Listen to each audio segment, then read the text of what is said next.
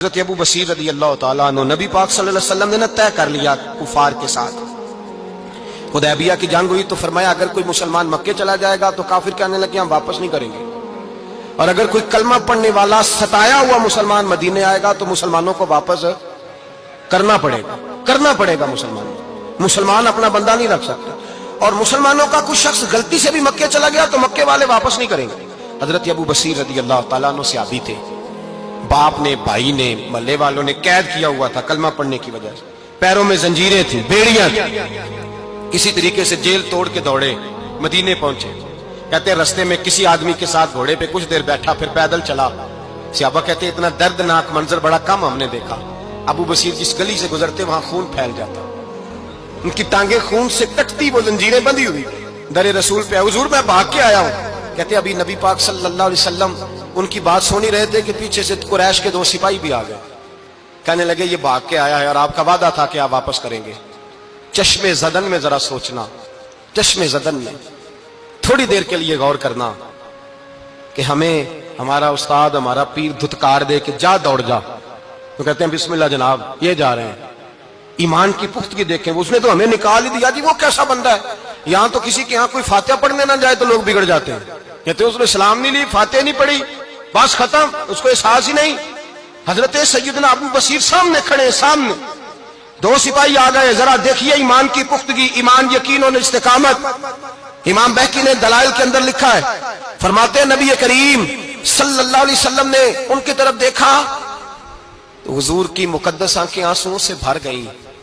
حضور نے فرمایا ابو بصیر تیری تکلیف مجھے نظر آ رہی ہے، پر میں نے وعدہ کیا ہوا ہے، میں نے وعدہ، بھئی یہاں ڈٹ کے رہنا بڑا مشکل ہے،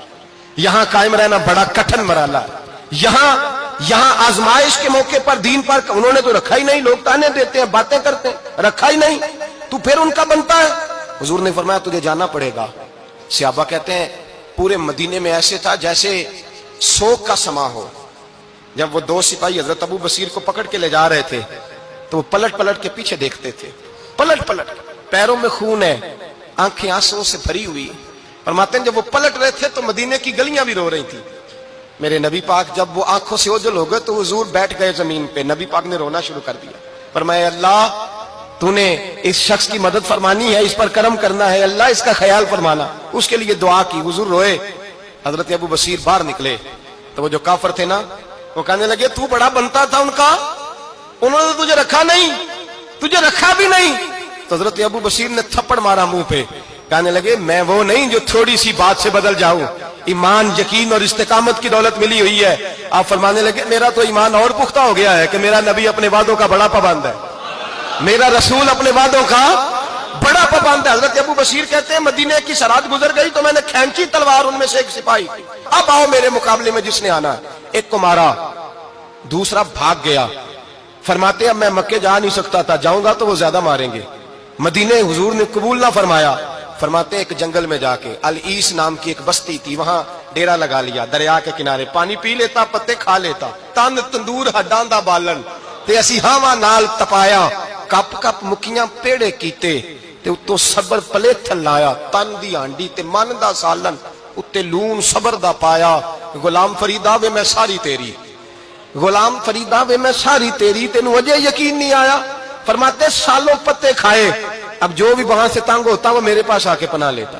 جس کو مکے والے مارتے میرے پاس آ کے کہتے، تانے دینے والے آ کے کہتے تم کس طرح کے نوکر ہو، تمہیں تو انہوں نے رکھا ہی نہیں۔ ہم نے کہا چپ کر جا، وہ ہمارے آقا ہیں، وہ ہمارے آقا ہیں، رکھیں تب بھی ٹھیک ہے، نہ رکھے اللہ اکبر۔ ایمان دیکھو، قوت دیکھو، جڑیاں خسمان دی وچ رضا وسن، بھاگ جاگ جاندے انہاں گولیاں دے تے میں گڈی ہتھ ڈور سجن دے، او جنج رکھے اونج رہنا ہے، واجب نہیں جے وچ شریعت مندہ خصم نو کہنا۔ فرمایا بس ٹھیک ہے، جس طرح حضور راضی ویسے ہی ہم راضی۔ حضرت ابو بصیر رضی اللہ تعالیٰ عنہ کے پاس 300 صحابہ اکٹھے ہو گئے، 300۔